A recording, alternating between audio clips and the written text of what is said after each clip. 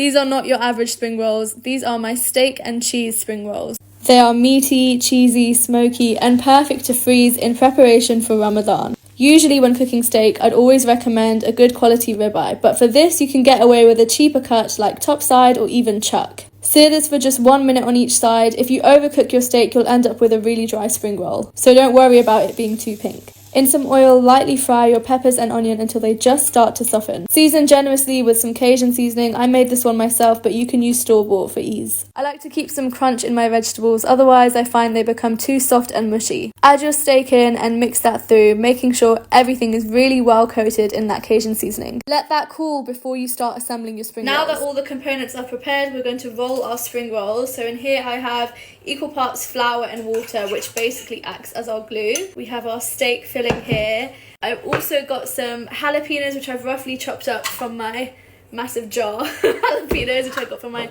local wholesaler. And I have some cheese. I've got Red Leicester and mature cheddar, and I've basically cut it into long rectangles like this so that they're spring roll shaped. So we have our samosa sheet slash spring roll sheet, steak in the center, cheese. I'm going to use Red Leicester for this one. Jalapeños. So first you roll in the sides, like that, and then the bottom, and then keep it nice and tight all the way up.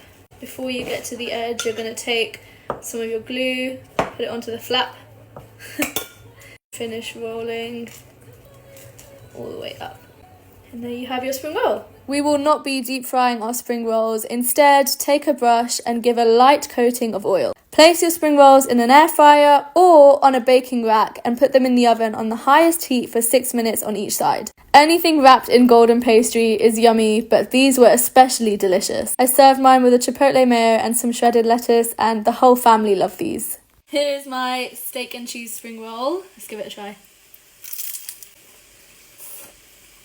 And I'm putting a bit of lettuce on it as well.